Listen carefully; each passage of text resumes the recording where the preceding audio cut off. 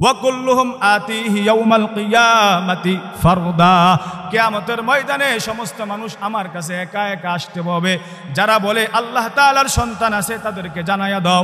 এই কথা শুই না আসমান ফেটে যেতে চায়, জমিন বিদীর্ণ হয়ে যেতে চায়, পাহাড়গুলো টুকরা টুকরা হয়ে যেতে চায়। আরও তাদেরকে জানাইয়া দাও কিয়ামতের ময়দানে আমার কাছে সবাই একা একা আসতে হবে, গোলাম হয়ে বান্দা হয়ে নত হয়ে আমার কাছে সবাই আসতে হবে। সেদিন আমি আল্লাহ যদি প্রশ্ন করি তুমি তো বলছো আমার সন্তান আছে, তাহলে এই কথা তুমি কেন বলছো?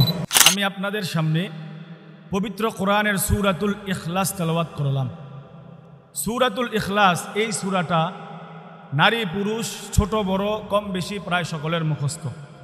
3 অংশে এই সূরার আলোচনা শুনব। 1 নম্বর, এই সূরা আল্লাহ পাক রব্বুল আলামিন কেন নাজিল করলেন। 2 নম্বর, এই সূরার সরল অনুবাদের সাথে প্রাসঙ্গিক কিছু আলোচনা। 3 নম্বর, এই সূরা পাঠ করার ফজিলত। আল্লাহ ধৈর্যের সাথে কথাগুলো শুনে আমল করার তৌফিক দান করুক। 1 নম্বর আলোচনা, আল্লাহ পাক রব্বুল আলামিন এই সূরা কেন নাজিল করলেন। তাফসীরের কিতাবের মধ্যে অনেকগুলো বর্ণনা পাওয়া যায়। আমরা 4টা বর্ণনা শুনব। কয়টা বর্ণনা শুনব? 4টা বর্ণনা। প্রথম বর্ণনা আব্দুল্লাহ ইবনে আব্বাস রাদিয়াল্লাহু তাআলা আনহুর বর্ণনাটা আমরা শুনব। আব্দুল্লাহ ইবনে আব্বাস তিনি বলেন, আন্নাল ইয়াহুদা জাআতিন নবী সাল্লাল্লাহু আলাইহি ওয়াসাল্লাম মিনহুম কাব ইবনুল আশরাফ উহাই ইবনু আখতাব فقالوا للنبي صلى الله عليه وسلم صف لنا ربك الذي بعث فأنزل الله تعالى قل هو الله أحد। একদল ইহুদি রাসূল সাল্লাল্লাহু আলাইহি ওয়াসাল্লামের কাছে আসলো। ইহুদিদের মাঝে কাব ইবনে আশরাফ হুয়াই ইবনু আখতাব এই 2 জন বিখ্যাত ইহুদিও ছিল। কাব ইবনে আশরাফ ওই ব্যক্তি যে নবীজিকে প্রচুর পরিমাণ গালাগালি করত। এই 2 জন যারা তাদের স্ব গোত্রের কাছে পরিচিত ব্যক্তি হিসাবে প্রসিদ্ধ ছিল। তো যে ইহুদিরা রসুলের কাছে আসছে ওই ইহুদিদের মাঝে এই 2 জন উল্লেখযোগ্য ব্যক্তি ছিল। তারা আল্লাহর রসুলকে বলল, মুহাম্মদ, যেই রব তোমাকে পাঠিয়েছে, তোমাকে প্রেরণ করেছে, ওই রবের গুণাবলী তুমি আমাদের সামনে বর্ণনা করো।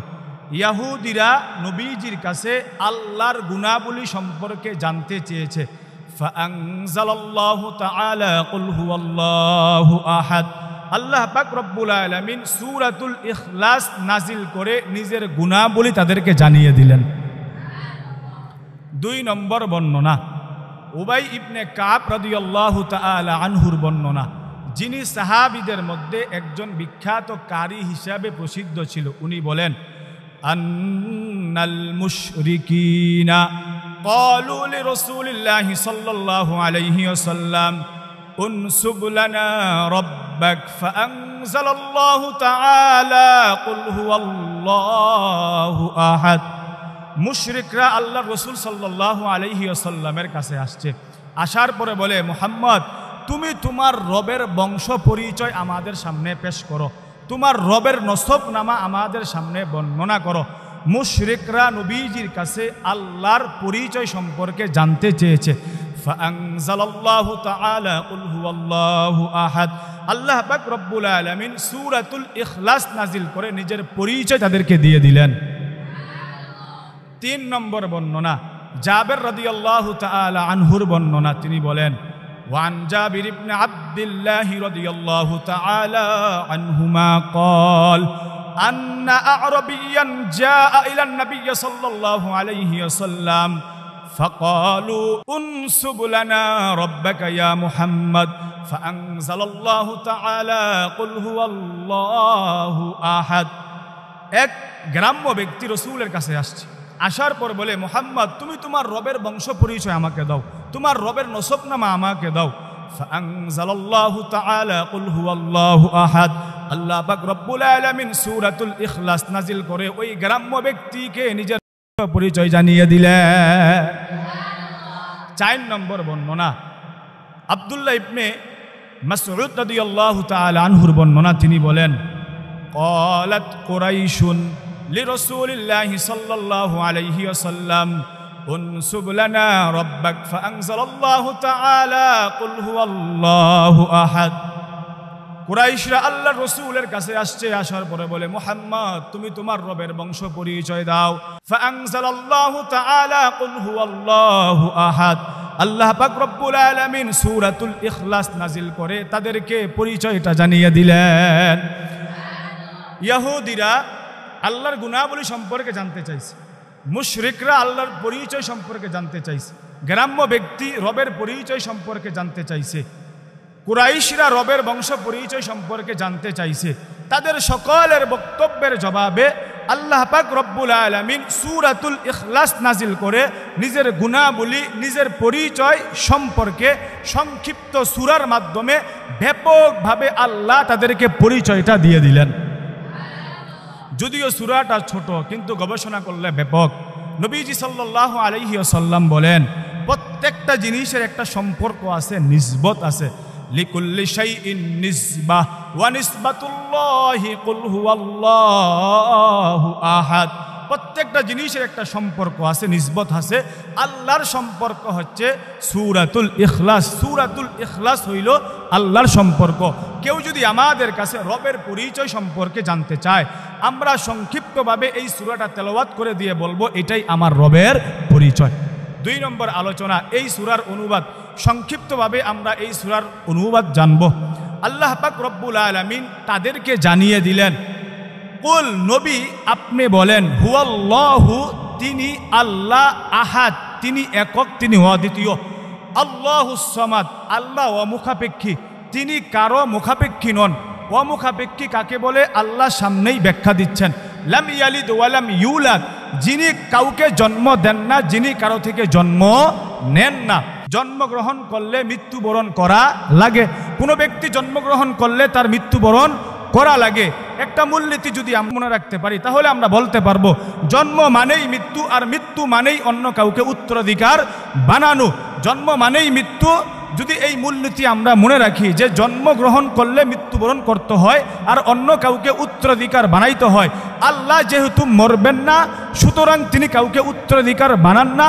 এই জন্য তিনি আল্লাহ, তিনি রব, তিনি আগেও ছিলেন, তিনি এখনও আছেন, তিনি ভবিষ্যতেও থাকবেন, তিনি কখনো মরবেন না।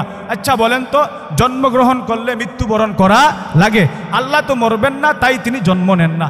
আল্লাহ বলে লাম ইয়ালিদ ওয়া লাম ইউলাদ, আল্লাহ কাউকে জন্ম দেন না, কারো থেকে জন্ম নেন না। ওয়ালাম ইয়াকুল লাহু কুফুয়ান আহাদ, আল্লাহর সমকক্ষ কেউ নাই। তাহলে বলেন তো, আল্লাহ কাউকে জন্ম দেয়, আল্লাহ কারো থেকে জন্ম নেয়?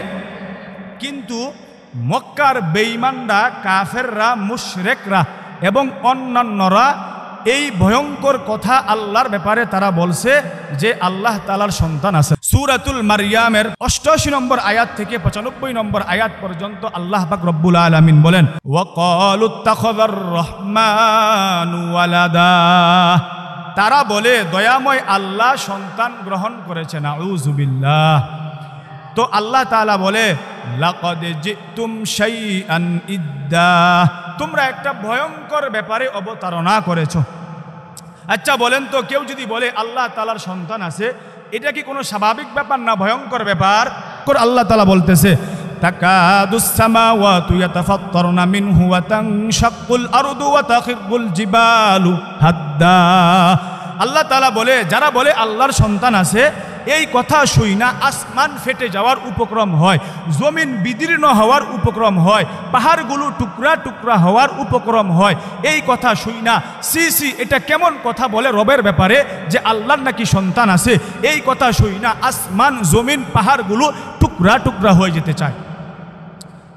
তো এবার আল্লাহ তাআলা বলেন, আন দাউলির রহমানি ওয়ালাদা, এটা এই জন্য যে তারা দাবি করে দয়াময় আল্লাহর সন্তান আছে। নাউযু বিল্লাহ। ওয়া মা ইয়ামবাগি লির রহমানি আইয়াত্তাখিযা ওয়ালাদা, আরে এটা তো আল্লাহর জন্য শোভা পায় না যে আল্লাহ সন্তান গ্রহণ করবে, এটা তো আল্লাহর জন্য কি পায় না? শোভা পায় না। ইন কুল্লু মান ফিস সামাওয়াতি ওয়াল আরদি ইল্লা আতির রহমানি আবদা, আসমান এবং জমিনের মধ্যে যা কিছু আছে সবাই নত হয়ে, গোলাম হয়ে, বান্দা হয়ে আমার কাছে আসতে হবে। লাকাদ আহসাহুম ওয়া আদ্দাহুম আদ্দা, আমি আল্লাহ তাআলা সব কিছুর হিসাব রেখেছি, পুঙ্খানুপুঙ্খানুভাবে সব কিছুর হিসাব আমি আল্লাহ করে রেখেছি। ওয়া কুল্লুহুম আতিহি ইয়াউমাল কিয়ামাতি ফারদা, কিয়ামতের ময়দানে সমস্ত মানুষ আমার কাছে একা একা আসতে হবে। যারা বলে আল্লাহ তাআলার সন্তান আছে তাদেরকে জানাইয়া দাও। এই কথা শুই না আসমান ফেটে যেতে চায়, জমিন বিদীর্ণ হয়ে যেতে চায়, পাহাড়গুলো টুকরা টুকরা হয়ে যেতে চায়। আরও তাদেরকে জানাইয়া দাও কিয়ামতের ময়দানে আমার কাছে সবাই একা একা আসতে হবে, গোলাম হয়ে বান্দা হয়ে নত হয়ে আমার কাছে সবাই আসতে হবে। সেদিন আমি আল্লাহ যদি প্রশ্ন করি, তুমি তো বলছো আমার সন্তান আছে, তাহলে এই কথা তুমি কেন বলছো? এবার আল্লাহ তাআলা বলেন, আন্না ইয়াকুনু লাহু ওয়ালাদু ওয়া লাম তাকুল লাহু সাহিবা। আরে তারা এই কথা কিভাবে বলে যে দয়াময় আল্লাহ সন্তান গ্রহণ করবে?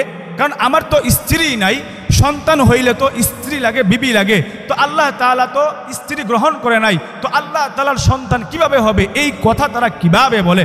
তো আল্লাহ বলে, আমি কাউকে জন্ম দেই না, কারো থেকে আমি জন্ম নেই না। কুল হুয়াল্লাহু আহাদ, আল্লাহ একক অদ্বিতীয়, আল্লাহুস সামাদ, আল্লাহ কারো মুখাপেক্ষী নন। তিনি একক, তিনি অদ্বিতীয়, আল্লাহ কারো মুখাপেক্ষী নয়। আল্লাহ কাউকে জন্ম দেন না, কারো থেকে জন্ম নেন না, আল্লাহর সমকক্ষ কেউ নাই। এটা হচ্ছে রবের ব্যাপারে আমাদের বিশ্বাস। এই সরল অনুবাদটুকু আমাদের মনে রাখা উচিত।